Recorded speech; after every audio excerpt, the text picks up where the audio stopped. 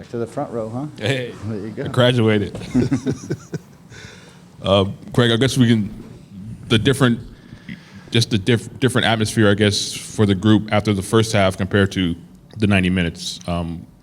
What's the biggest difference you think that sort of led you guys to this win tonight? Well, I thought we got off to a decent start. Obviously getting an early goal, getting a penalty, which we didn't obviously finish. And then they kind of scored a goal, sort of obviously not having had a ton of the play and a little bit against maybe things which leveled it out, I think, in terms of emotion. I think we started with a solid position and then kind of leveled out emotionally. Get a combination of sort of forcing some things, but also not really getting our runs going in behind as much as we need sometimes against the back five. The guys who you want to run through the lines don't really see the channels that they want to run through, and the ball gets kind of stuck in front of that back line. And I felt like that was happening. I was trying to encourage certain guys at the right times to just take off for the depth a little bit, to disorganize their back five or to threaten spaces in behind. And I thought in the second half we started to do that better. We started to get out in the transition a little bit more, things like that helped us. I mean, obviously we had set piece opportunities. Maya couldn't buy a goal tonight, despite a number of opportunities on the set piece.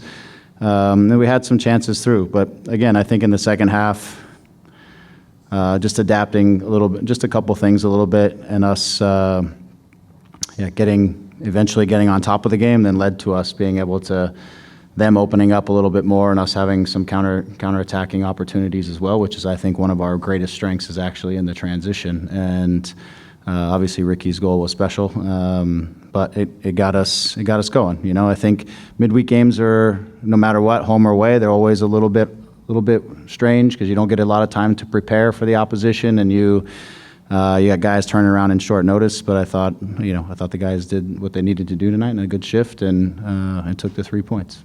Yeah, that was the midweek, and then you get Gaston, who suffers something in warm-ups. How did that affect just subs and everything? And yeah, it was a little strange. I mean, just he hit a shot in the warm-up, and I think more nerve-related with the knee that was repaired in the off-season.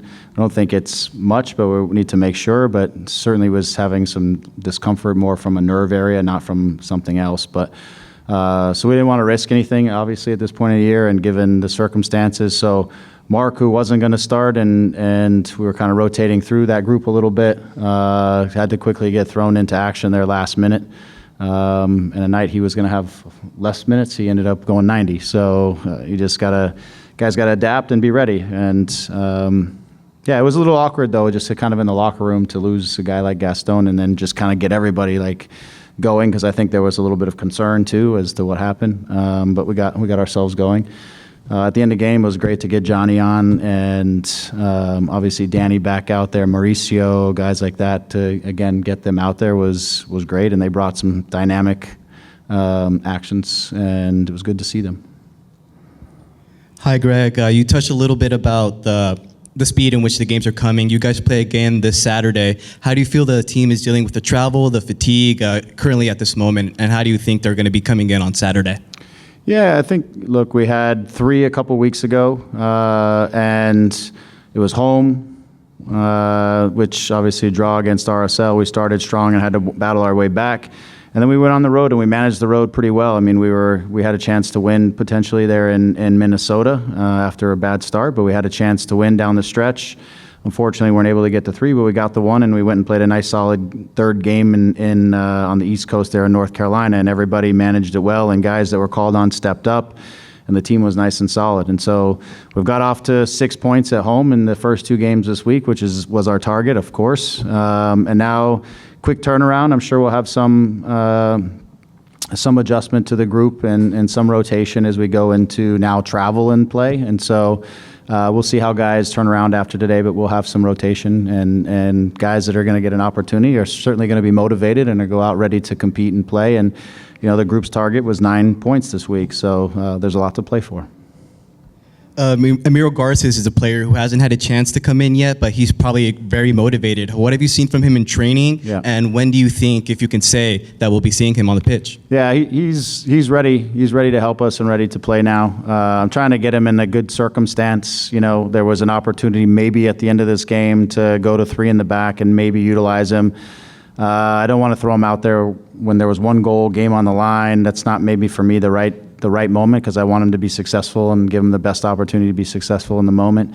But it took him a couple weeks, in my opinion, and he'll probably would say the same thing, just to get settled in. The intensity of our training sessions, the intensity that he's seen in our league is different than the league that he was at. So I think physically he was just kind of adapting over the first 2 or 3 weeks and being able to repeat high intensity days that kind of come.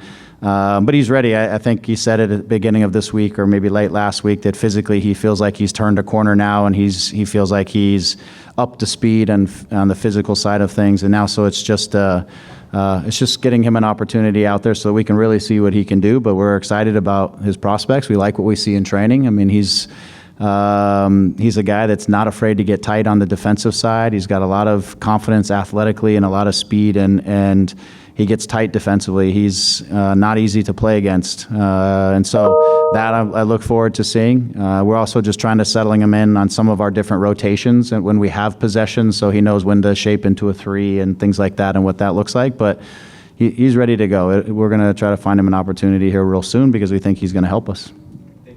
Hey, Greg, you had Deon get 2 goals tonight.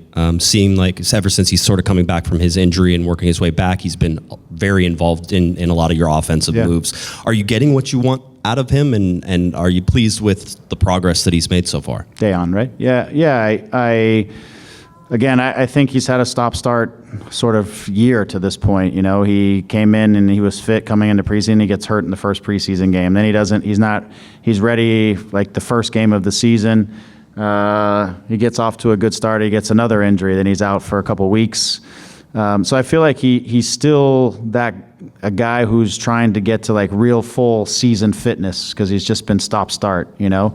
Last week, and I'd said last week, his intensity level of his movements were just not intense enough. It was just all kind of one speed, and because of it, he didn't really get any chances. He didn't have an impact on the game.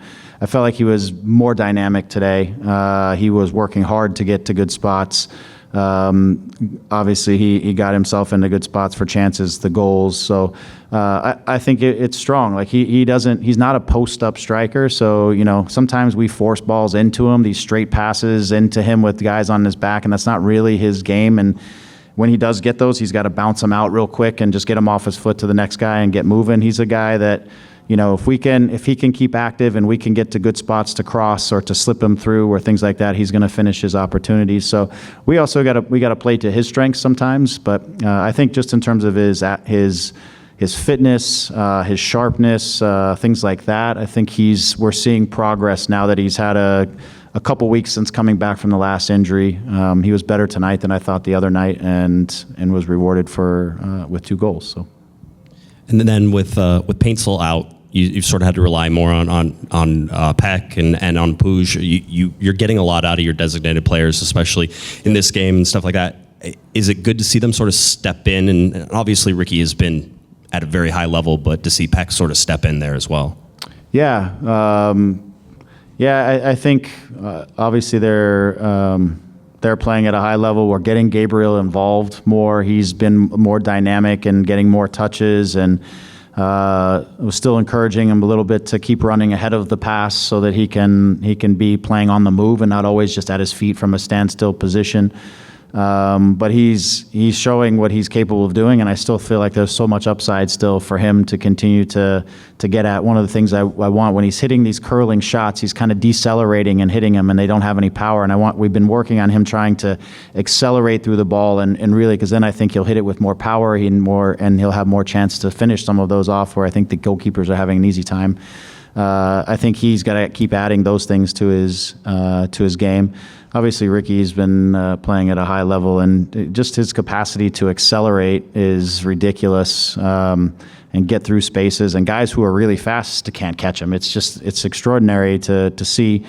And so obviously he's there. I have to give a lot of credit to Diego. Like I know he doesn't have a lot on the scoreboard, but he does so many little things in our team on the defensive side and positionally, and helping us to keep possession and move things to the next spot. And he's such a good systematic player for us that we don't have the speed that Joseph brings to the game and what Joseph brings to the game. But Diego is really good at helping the team function and to make sure the guys get in the right places and for him to have his impact on the game. So I think guys are stepping in and stepping up. And as you said, Deon gets a couple tonight. So we got to keep doing that for at least one more game and then see where we're at after that. Thanks for your time, Greg. All right. Thank you.